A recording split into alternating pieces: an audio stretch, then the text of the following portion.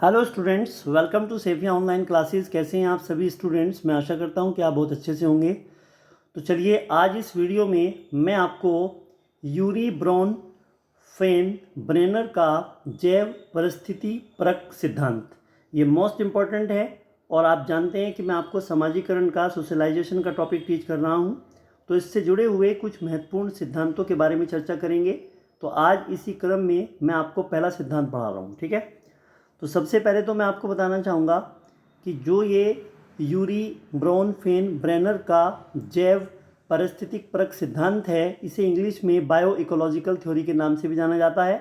और जितने भी टीचिंग रिलेटेड एग्ज़ाम हैं, वहाँ से उन एग्ज़ाम में यहाँ से 1 या 2 नंबर का प्रश्न अक्सर पूछ लिया जाता है। ये मोस्ट इंपॉर्टेंट है, इसको ध्यान रखिएगा। बहुत ईजी भी है, ये बहुत टफ भी नहीं है ये सिद्धांत।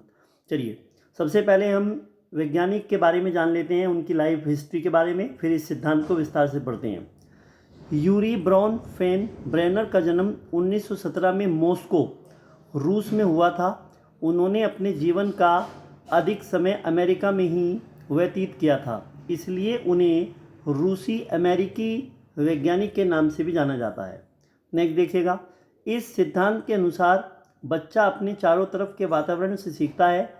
जैसा कि हम सभी जानते हैं कि सामाजिक विकास आनुवंशिकता व वातावरण की अंतः क्रिया का ही परिणाम होता है।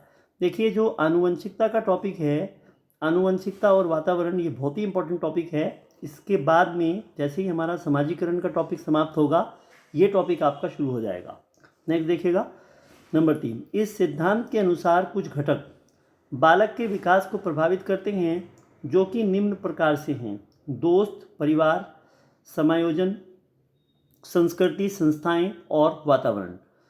ब्रॉन फेन ब्रेनर ने इस सिद्धांत को 5 अवस्थाओं में बांटा। कई बार परीक्षाओं में पूछ लिया जाता है कि भाई बताइएगा कि जो ब्रॉन फेन ब्रेनर थे, उन्होंने अपने सिद्धांत को कितने भागों में बांटा था, या इनके सिद्धांत का सही क्रम क्या होगा।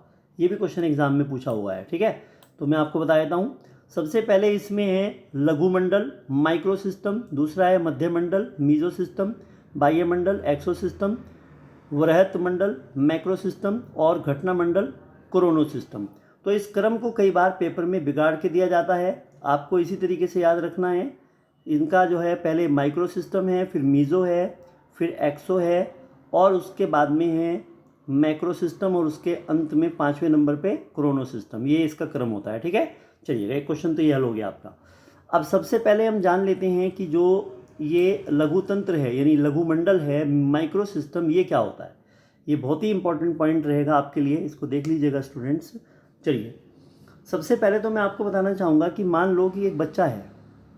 अब उस बच्चे के सामाजिक विकास के लिए इन्होंने ये बताया कि सबसे पहले जो पहली लेयर है, उसके पास में पहला जो मंडल है, पहले मंडल में उन लोगों को रखा गया है जिनसे वो डायरेक्टली संपर्क में रहता है। जैसे अपने माता पिता से रहता है, दोस्तों से रहता है, अध्यापकों से रहता है, स्कूल से रहता है, जिससे उसका डायरेक्ट इंटरेक्शन होता है बच्चे से, ठीक है ना। तो वो भी उसके सामाजिक विकास को प्रभावित करते हैं। मतलब डिपेंड करेगा उसका सामाजिक विकास के उन लोगों के साथ में उस बच्चे का रिलेशन किस तरह का है। क्लियर? चलिएगा, अगर सकारात्मक रिलेशन है, बॉन्डिंग है आपस में, तो सकारात्मक प्रभाव पड़ेगा। नकारात्मक है तो नकारात्मक पड़ेगा। अभी हम थ्योरी पढ़ाएंगे आपको, पहले समझ लीजिएगा। उसके बाद में फिर वो कहते हैं कि जो दूसरी लेयर है वो होती है मीजो सिस्टम की, ठीक है ना। यानी पहली जो लेयर होती है, यानी पहला जो मंडल होता है बच्चे का, वो होता है माइक्रो सिस्टम, और दूसरे नंबर पे होता है मीजो सिस्टम। इसके अंतर्गत क्या क्या होता है, इसके अंतर्गत आपको बताएंगे डिटेल में।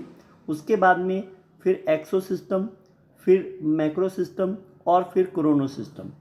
तो ये इस तरीके से बच्चे का जो विकास है वो यानी क्रम वाइज होता है, और इसकी अवस्थाएं उन्होंने बताई हैं। उन्होंने कहा कि जो पहली स्टेज होती है वो माइक्रो सिस्टम ही होती है, यहीं से उसका विकास होगा। इसके बाद में फिर यहाँ होगा, फिर यहाँ होगा, फिर यहाँ होगा, और फिर यहाँ होगा, ठीक है ना। तो अब इनके अंतर्गत कौन कौन सी चीज़ें आती हैं वो आपको समझनी पड़ेंगी बहुत ध्यान से। चलिएगा, तो सबसे पहले तो मैं आपको बताना चाहूँगा कि जो माइक्रो सिस्टम होता है ये क्या होता है। यह है सामाजिक वातावरण का छोटा सा परिवेश है जो बालक के सबसे निकट होता है, और उसके साथ वह सीधी अनुक्रिया करता है। मैंने भी बताया था आपको। इसको ब्रॉन फेन ब्रेनर ने निकटतम वातावरण इमीडिएट एनवायरनमेंट की संज्ञा भी दी है। लघु मंडल में बालक के मित्र, परिवार, स्कूल, धार्मिक संस्थाएं, आस पड़ोस, संगी, संगी का मतलब यहाँ पर सगे संबंधियों से है, उसके साथी, है ना, और स्वास्थ्य सेवाएं आदि को सम्मिलित किया गया है। इस स्तर पर बालक अपने माता पिता, भाई बहन, मित्रों, जो शिक्षक हैं, मित्रों, शिक्षक आदि के साथ में अंतःक्रिया यानी इंटरेक्शन करता है। इस अंतःक्रिया में बालक अपने संपर्क में आने वाले व्यक्तियों से प्रभावित होता है तथा साथ साथ अपनी प्रतिक्रियाओं से उनको भी प्रभावित करता है। अतः इस अंतःक्रिया की प्रकृति क्या होती है? द्विदिशात्मक होती है, मतलब बाई डायरेक्शनल होती है। जैसे कोई बच्चा शांत अवस्था में रहता है, मतलब शांत स्वभाव का है, तो ऐसी स्थिति में उसका प्रभाव क्या पड़ता है? उसके माता पिता पर, शिक्षकों पर। देख लीजिएगा, उसके माता पिता शिक्षकों तथा बड़ों का कहना मानता है, मतलब वो कहना मानता है अपने बड़ों का, शांत स्वभाव का बच्चा है, ओबीडियंट है, आज्ञाकारी है, तो वे भी उसे प्यार करते हैं। कौन? उसके अध्यापक, उसके माता पिता, है ना, उसके जो बड़े हैं वो सब उससे प्यार करते हैं तथा उसकी बातें भी ध्यान से सुनते हैं। अतः उनकी अंतःक्रिया में आत्मीयता यानी जो कॉर्डियलिटी का भाव रहता है।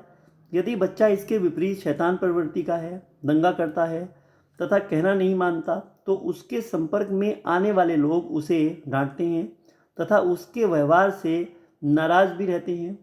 और इस प्रकार की जो पारस्परिक अंतःक्रिया की प्रकृति है वो क्या होती है? वो द्वंद्वात्मक होती है, ठीक है ना।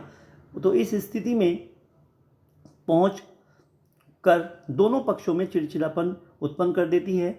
इस प्रकार की अंतःक्रियाएं बालकों के सामाजिक सामूहिक विकास को नकारात्मक रूप से प्रभावित करती हैं। तो सबसे पहले तो आपको ये जानना है कि यहाँ से क्वेश्चन कैसे बनते हैं।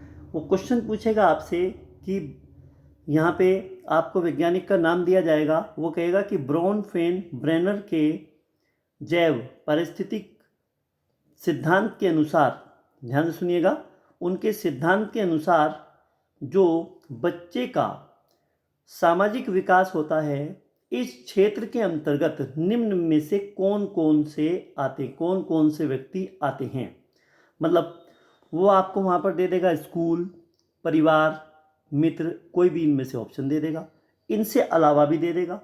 तो याद रखिएगा, जिन लोगों के संपर्क में कोई भी बच्चा डायरेक्टली आता है, प्रत्यक्ष रूप से उनसे संपर्क रहता है बच्चे का, वो सभी लोग इस जो सबसे नज़दीकी जो उसका तंत्र है, मंडल है, वो माइक्रो सिस्टम के अंतर्गत उन सभी व्यक्तियों को रखा गया है। क्लियर?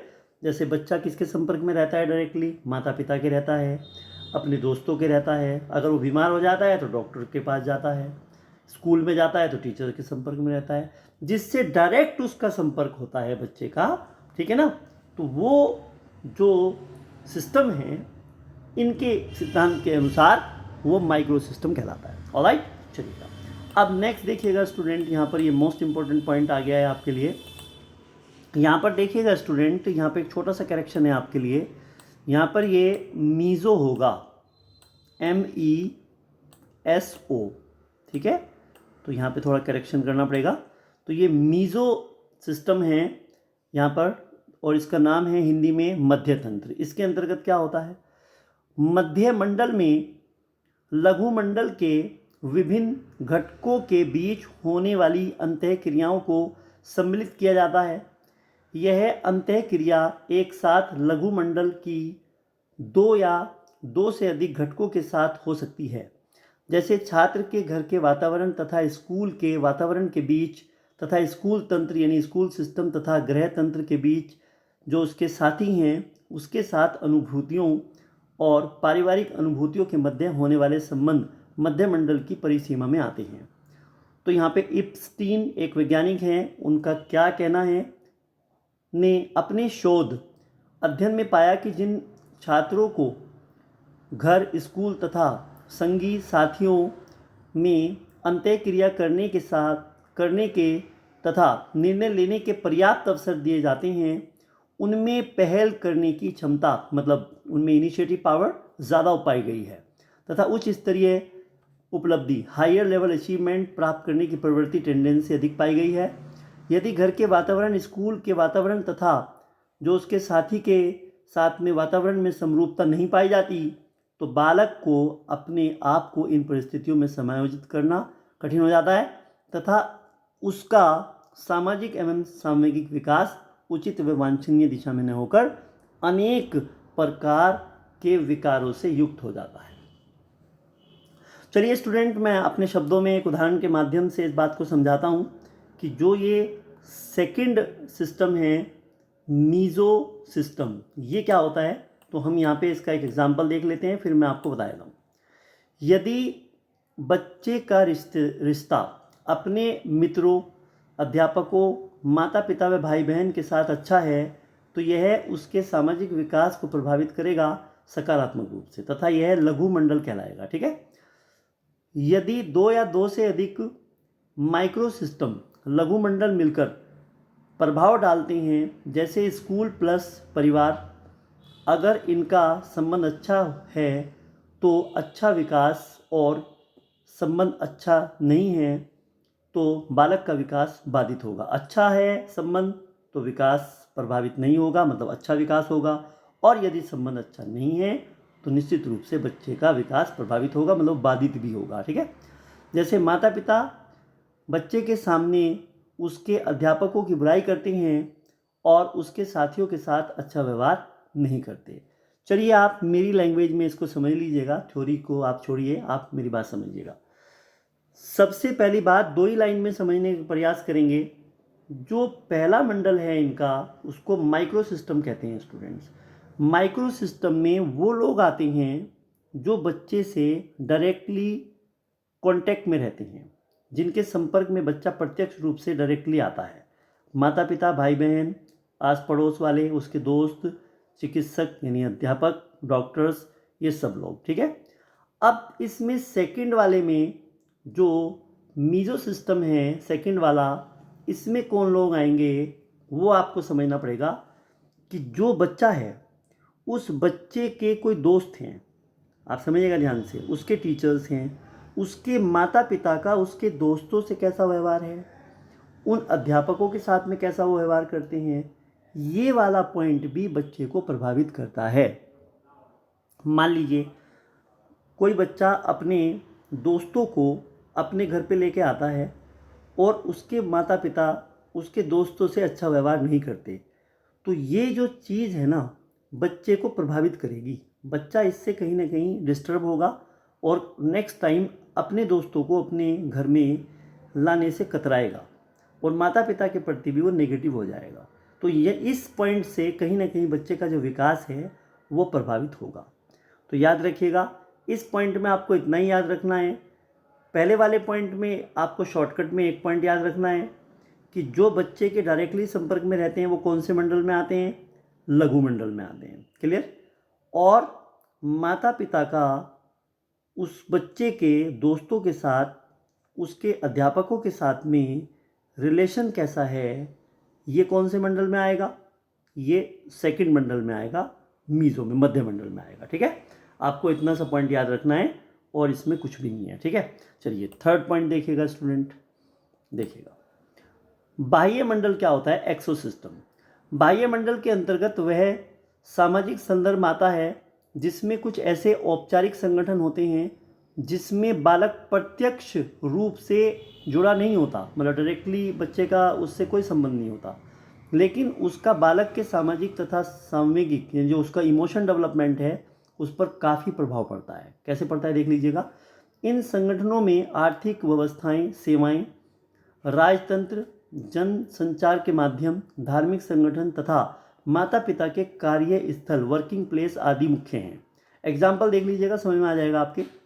उदाहरण के लिए एक बालक के पिता ऐसी जगह कार्य करने जाते हैं जहां वह बॉस के साथ तालमेल न कर पाने से परेशान रहते हैं। वह प्राय कार्यालय से खिन्न होकर, नाराज होकर, ठीक है, लौटते हैं तथा बॉस का गुस्सा बच्चों तथा पत्नी पर उतारते हैं। इस तरह से घर का वातावरण दूषित हो जाता है जिससे बच्चे के संवेगों पर बुरा असर पड़ता है। उसके जो इमोशनली है बच्चा वो डिस्टर्ब रहता है कि भाई मेरे पापा ऐसा क्यों कर रहे हैं हमारे साथ में, और कई क्षेत्रों में वे अवांछनीय व्यवहार करने लगते हैं। इसके अतिरिक्त यदि बच्चों को अच्छी स्वास्थ्य सेवाएं तथा अच्छी शिक्षा व्यवस्था एजुकेशन सिस्टम नहीं मिल पाती तो वे शारीरिक, सामाजिक तथा शैक्षिक क्षेत्र में भी अन्य बच्चों से पिछड़ जाते हैं, जिससे उनमें हीन भावना, इन्फीरियरिटी कम्प्लेक्स आ जाता है। जो इन्फीरियरिटी कम्प्लेक्स होता है वो आ जाता है, हीनता का, हीन भावना बोलते हैं उसे। तो उनके संवेगों को नकारात्मक रूप से प्रभावित करती है। मतलब ये है कि आप मुझे ये बताओ, ये बाहर का मंडल है। बाहर का मंडल क्या है? बाहर का मंडल ये हुआ स्टूडेंट कि ये बच्चे से डायरेक्टली जुड़ी हुई नहीं है चीज़, लेकिन ये प्रभावित कर रही है। बात ध्यान रखिएगा, एक तो वो चीज़ प्रभावित करती है जो बच्चे से डायरेक्टली जुड़ी हुई है, आप समझो, ठीक है। एक वो चीज़ है जो बच्चे से डायरेक्टली नहीं जुड़ी हुई है लेकिन फिर भी प्रभावित कर रही है। कैसे प्रभावित कर रही है, ये पॉइंट समझने योग्य है। इसलिए प्रभावित कर रही है स्टूडेंट, यहाँ पे जो उसके पिताजी हैं, डायरेक्टली बॉस से कौन कनेक्टेड है? उसके पापा। उसका बच्चा तो बॉस से कनेक्टेड नहीं है ना, क्लियर। तो इसका मतलब जो बच्चा है उसके पिता रोज़ाना उस बॉस से किसी बात से अनबन होने के कारण वो रोज़ाना गुस्से में वहाँ से लौटते हैं और अपने बच्चों को, अपनी वाइफ को, घर में सब बच्चों को डांटते हैं। उसका बॉस का गुस्सा वो घर पे उतारते हैं। तो उसमें बच्चों का तो कोई कसूर नहीं है ना ही उसकी वाइफ का कोई कसूर है, लेकिन फिर भी जो है उस चीज़ को अपनी उस परिवार को झेलना पड़ रहा है। इसका मतलब कहीं ना कहीं बच्चों का फिजिकली और जो इमोशनली जो डेवलपमेंट है वो प्रभावित होता है, डिस्टर्बेंस आता है उससे, ठीक है। तो याद रखिएगा। तो ये जो चीज़ है ये एग्जाम्पल में क्वेश्चन बना के दिया जाएगा, आपको पूछ लिया जाएगा, तो आप समझ जाइएगा ये वाली जो घटना है ये कौन से उसमें आती है मंडल में, ये एक्सो सिस्टम में आती है, ठीक है। बस इतना सा आपको याद रखना है इसमें। आगे चलिएगा। वृहत मंडल, ये मैक्रो सिस्टम क्या होता है? इस विकास मॉडल का यह सबसे ऊपरी तथा वृहत स्तर है। यह वह सांस्कृतिक संबंध, कल्चरल सेटिंग है जिससे बालक पर सांस्कृतिक मूल्यों, सामाजिक रीति रिवाजों, प्राचीन गाथाओं, हिस्ट्री आदि का प्रभाव रहता है। ये सभी बालक के सामाजिक सामूहिक विकास को प्रभावित करते हैं। प्रत्येक समाज को अपने नागरिकों से कुछ आशाएं, एक्सपेक्टेशंस होती हैं। अतः व्यक्ति जिन मूल्यों, प्रथाओं, सामाजिक आर्थिक परिस्थितियों के परिवेश में रहकर विकसित होता है, उनका प्रभाव उसके आचार विचार, मूल्यों, संवेगों पर निश्चित रूप से पड़ता है। असभ्य समाज, निम्न आर्थिक स्तर तथा अशिक्षित परिवारों वाले बच्चों को सामाजिक सामूहिक विकास उतना अच्छा नहीं होता जितना कि उच्च वर्ग के साधन संपन्न लोगों के बच्चों का हो पाता है। देखिएगा, इसको भी आप एक ही लाइन में समझने का प्रयास करिएगा। इस मंडल के अंतर्गत कौन सी वो चीज़ें आती हैं, जैसे मान लीजिएगा कौन कौन सी चीज़ें उसे प्रभावित करेंगी बच्चे को, वो करेंगी। फॉर एग्जांपल, कोई एक अच्छा सा कोई अभिनेता है या कोई अच्छा नेता है जिसको वो अपना आदर्श मान लेता है बच्चा, ठीक है ना, लेकिन वो डायरेक्ट तो उससे कनेक्टेड नहीं है, लेकिन फिर भी वो क्या है कि उसको देखता है। तो जो सामाजिक, जो हमारी संस्कृति होती है और जो हमारी रीति रिवाज होते हैं, सामाजिक प्राचीन गाथाएं होती हैं, हिस्ट्री होती है, ठीक है ना, तो उन मूल्यों से जो बच्चा सीख कर अपने व्यवहार के अंदर परिवर्तन लाता है, ठीक है ना, तो उसका जो इफेक्ट पड़ता है और उससे वो बच्चा क्या है कि एक अच्छा नागरिक बनता है। जब उसके अंदर संस्कृति का, समाज के जो प्रबुद्ध लोग हैं उनसे इंस्पिरेशन लेकर समाज के हित के बारे में वो सोचना शुरू कर देता है, देश के हित के बारे में वो सोचना शुरू कर देता है, ठीक है ना। तो वो जब इस तरह के एग्जाम्पल को टीवी पे या इधर उधर देखता है तो वो प्रभावित होता है। तो ये कौन से सिस्टम में आते हैं? ये मैक्रो सिस्टम के अंदर आते हैं, ठीक है। चलिए अब पांचवा देखिएगा। ये देखिए, घटना मंडल, यानी इसको क्रोनो सिस्टम कहा जाता है। घटना मंडल में वे सब घटनाएं, इसको घटना मंडल कहा गया क्योंकि ये घटनाएं होती हैं इसमें, देख लीजिएगा आप, जो किसी छात्र के जीवन काल अथवा उसके जन्म से पूर्व उसके परिवार तथा परिवेश में घटित होती हैं। जैसे माता पिता का विवाह विच्छेदन में डिवोर्स हो गया, माता पिता में किसी से किसी एक अथवा दोनों की मृत्यु हो जाना, भाई या तो माता पिता में से दो में से एक की मृत्यु हो गई किसी कारणवश, कोई ऐसा कोई कारण रहा होगा, या कई बार ऐसा होता है कि दोनों ही माता पिता की मृत्यु हो गई है ना, तो ऐसी कोई घटना हो जाती है इसमें, ठीक है ना। या फिर किसी दैवीय आपदा के कारण परिवार का अस्त व्यस्त हो जाना। इसके अतिरिक्त कुछ छात्र ऐसे हैं जो महानगरों में रहकर अति आधुनिक संसाधनों का उपयोग कर रहे तथा परंपरागत जातीय बंधनों को तोड़कर अंतरजातीय विवाह करने में संकोच नहीं करते, जबकि दूसरी ओर ग्रामीण व पिछड़े क्षेत्रों में रहने वाले जो छात्र हैं आधुनिक चीज़ों से अवगत तक नहीं हो पाते तथा समाज और जाति द्वारा निर्धारित परंपरागत रूढ़ियों के आवरण से बाहर नहीं निकल पाते। अतः अलग अलग परिस्थितियों में रहने वाले बालकों की अलग अलग अनुभूतियाँ एक्सपीरियंसेस होती हैं, जिस कारण उनके मूल्य वैल्यूज़ और जो उनके एटीट्यूड्स होते हैं तथा संवेगों में भी भिन्नताएं पाई जाती हैं। तो देखिएगा, अब इस घटना में मान लीजिए किसी बच्चे का जो शारीरिक या मानसिक या शैक्षिक मतलब कोई भी उसका एजुकेशनल या फिजिकल या उसका मेंटली जो डेवलपमेंट है वो प्रभावित हुआ है।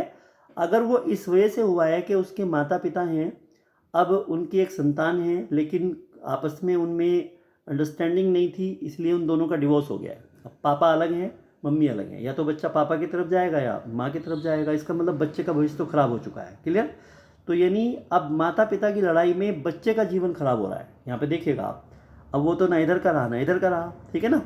अब सवाल ये हुआ कि जब ऐसी स्थिति बन जाती है कि किसी बच्चे का ऐसा कोई एक्सीडेंटल कोई प्रॉब्लम हो जाती है कि किसी परिवार में माता पिता में से वही दोनों में से एक की मृत्यु हो गई या दोनों की मृत्यु हो गई या दोनों में डिवोर्स हो गया, तो जो इस तरह की या कोई और कारण था, कोई आपदा आ गई परिवार में, उसके कारण जो बच्चे का विकास प्रभावित होता है, तो वो किस मंडल के अंतर्गत आती है घटना, वो कोरोना सिस्टम के अंतर्गत आती है। इतना सा बिंदु आपको याद रखना है स्टूडेंट। मैं उम्मीद करता हूँ कि मैं आपको बहुत बेहतर तरीके से ये पॉइंट समझा पाया हूँ, मैंने कोशिश की है। तो चलिएगा, अब हम इससे जुड़े हुए कुछ इम्पॉर्टेंट पॉइंट और कर लेते हैं। देखिएगा, निष्कर्ष के तौर पर यह कहा जा सकता है कि ब्राउन फेन ब्रेनर ने सामाजिक सामूहिक विकास में बालकों के सामाजिक संदर्भ सोशल कंटेक्स्ट के सूक्ष्म स्तर से लेकर वृहत स्तर तक सभी स्तरों को क्रमबद्ध रूप से सम्मिलित किया। अतः यह सिद्धांत बालकों के सामाजिक सामूहिक विकास के पहलुओं की व्याख्या करने में लोकप्रियता प्राप्त कर रहा है और ये बहुत ही फेमस भी है। और यहाँ से केवीएस में भी एक क्वेश्चन पूछा हुआ था, डीएसएसबी में और सीटेट में भी एक क्वेश्चन आया हुआ था, बहुत ही इंपॉर्टेंट है, ये आप ध्यान से कर लेना। अब देखिएगा एजुकेशनल इम्प्लीकेशंस क्या है, मतलब इसका शिक्षा में क्या उपयोग है। देखिएगा, ब्राउन फेन ब्रेनर ने बच्चे के विकास में स्कूल, परिवार, समाज, संस्कृति आदि अनेक पहलुओं को महत्व दिया। अतः बालक के व्यवहार से संबंधित जानकारी को ठीक से प्राप्त करने के लिए शिक्षक को चाहिए कि वह इन सबसे समय समय पर संपर्क करता रहे। मतलब कि जो शिक्षक है वो उसके माता पिता से मिलता रहे, जिससे कि उसे उस बच्चे का जो परिवेश है, जो उसकी संस्कृति है, ठीक है ना, जो उसका समाज है, ठीक है ना, उससे भी उसे हेल्प मिलती रहे। तो ये इंट्रैक्शन, इसीलिए पीटीएम होती है भाई, माता पिता बच्चे के संदर्भ में अध्यापकों से जाकर बातचीत करें, ये भी इसके अंदर है। आगे देखिएगा, नंबर 2, विभिन्न सामाजिक तंत्रों तथा अभिकरणों का बालक के शैक्षिक क्रियाकलापों में योगदान रहता है। अतः सब तंत्रों में इस प्रकार से अंत्यक्रियाएं होनी चाहिए ताकि बालकों को इनके साथ समायोजन करने में सुविधा हो सके। मतलब इन तमाम बातों का, इसलिए कहते हैं कि जो बच्चा है जब स्कूल में जाता है तो अध्यापक को चाहिए कि वो उसके परिवेश के हिसाब से उसको पढ़ाए, ठीक है ना, जिससे कि और उसे इस तरीके से एजुकेशन दे उसका सामाजिक सांस्कृतिक विकास हो सके, ठीक है ना। चलिए नेक्स्ट पॉइंट देखिएगा स्टूडेंट। अब यहाँ पे हम कुछ इंपॉर्टेंट क्वेश्चंस देख लेते हैं, बहुत ही इंपॉर्टेंट पॉइंट है ये। ब्राउन फेन ब्रेनर ने निम्न में से कौन से सिद्धांत का प्रतिपादन किया है भाई? सबसे इंपॉर्टेंट क्वेश्चन है, जैव परिस्थिति परक सिद्धांत का। आपका ए ऑप्शन बिल्कुल ठीक हो गया। क्वेश्चन नंबर 2 देखिएगा। नंबर 2, ब्राउन फेन ब्रेनर ने अपने सिद्धांत को कितनी अवस्थाओं में विभाजित किया है? आपको मालूम है 5 में किया है, तो सी होगा। जैव परिस्थिति परक सिद्धांत के अंतर्गत जब कोई बालक सामाजिक मूल्यों तथा सामाजिक आर्थिक स्तर पर समायोजन करता है तो वह बालक किस मंडल में आता है। देखिएगा, मैंने आपको बताया था ये मोस्ट इम्पोर्टेंट हम पॉइंट की बात कर रहे हैं स्टूडेंट यहाँ पे। तो ये किस में आएगा भाई, ये मैक्रो सिस्टम में आएगा ना, मैक्रो सिस्टम में। तो आपका ए ऑप्शन ठीक हो गया। क्वेश्चन नंबर 4 देखिए, यदि किसी बच्चे के माता पिता उसके दोस्तों से भी वैसा ही सकारात्मक व्यवहार करते हैं जैसा वो अपने बच्चों के साथ करते हैं, जैवीय परिस्थिति परक सिद्धांत के अंतर्गत ये कौन सी अवस्था है। ये तो भाई बहुत ही सिंपल है, मैंने आपको बताया था, ये मीजो सिस्टम होगा, मध्य मंडल, ठीक है ना। चलिए, इसमें तो केवल वो आएंगे जो उसके डायरेक्टली संपर्क में रहते हैं, ठीक है। लेकिन उन डायरेक्ट में संपर्क आए हुए लोगों का, जो उसके माता पिता के साथ में, उसके जो फैमिली मेम्बर्स हैं उनका उसके मित्रों के साथ में, अध्यापकों के साथ में, ठीक है ना, या पड़ोसियों के साथ में किस तरह का रिलेशन है, बच्चे के ऊपर इस बात का भी प्रभाव पड़ता है। और यहाँ पर ये वाला इंपॉर्टेंट है, ये वाला होगा, ठीक है। चलिएगा, निम्न में से कौन सा तत्व माइक्रो सिस्टम लघु मंडल के अंतर्गत नहीं आता। ये क्वेश्चन आपके एग्जाम में आया हुआ है। देखो भाई, सबसे नज़दीक में कौन रहेगा, परिवार, मित्र, स्कूल भी रहेगा, मीडिया नहीं रहेगा। तो यहाँ पे मीडिया इसके अंतर्गत नहीं है, ठीक है ना, ये अलग तंत्र की बात है। चलिएगा, नेक्स्ट देखिएगा। चलिए, जैव, ये भी देखो क्वेश्चन आया हुआ है आपके एग्जाम में, जैव पारिस्थितिकी परक सिद्धांत की अवस्थाओं का सही क्रम चुनिए। ये बहुत ही इंपॉर्टेंट क्वेश्चन है स्टूडेंट। इसमें सबसे पहले देखिए, माइक्रो सिस्टम, मीजो सिस्टम, एक्सो सिस्टम, मैक्रो सिस्टम और क्रोनो सिस्टम। तो आपका ये ऑप्शन ठीक होगा। इस तरीके से आप पढ़ेंगे तो आ जाएगा आपको, यही क्वेश्चन आते हैं इसमें। बस एक बच्चे के पिता का स्थानांतरण यानी उनका ट्रांसफ़र हो गया, किसी दूसरी जगह हो गया, जिसका अप्रत्यक्ष प्रभाव, ठीक है ना, बच्चे के विकास पर पड़ता है, यह जैव पारिस्थितिकी परक सिद्धांत के अंतर्गत किस अवस्था में आता है। भाई बच्चे पे क्या, बच्चा तो डायरेक्टली कनेक्टेड नहीं है ना उस प्रॉब्लम से, इसका मतलब वो तो पापा से कनेक्टेड है। अब जो पापा को कोई चीज़ प्रभावित करेगी तो इनडायरेक्टली बच्चे को भी प्रभावित करेगी, है ना। अगर माता पिता को कोई चीज़ प्रभावित कर रही है तो बच्चे को करेगी, क्योंकि बच्चा तो उनसे जुड़ा हुआ होता है, ठीक है ना। तो अब देखिएगा, तो क्वेश्चन नंबर 7 की अगर हम बात करेंगे तो ये बाह्य मंडल एक्सो सिस्टम होगा कि नहीं होगा।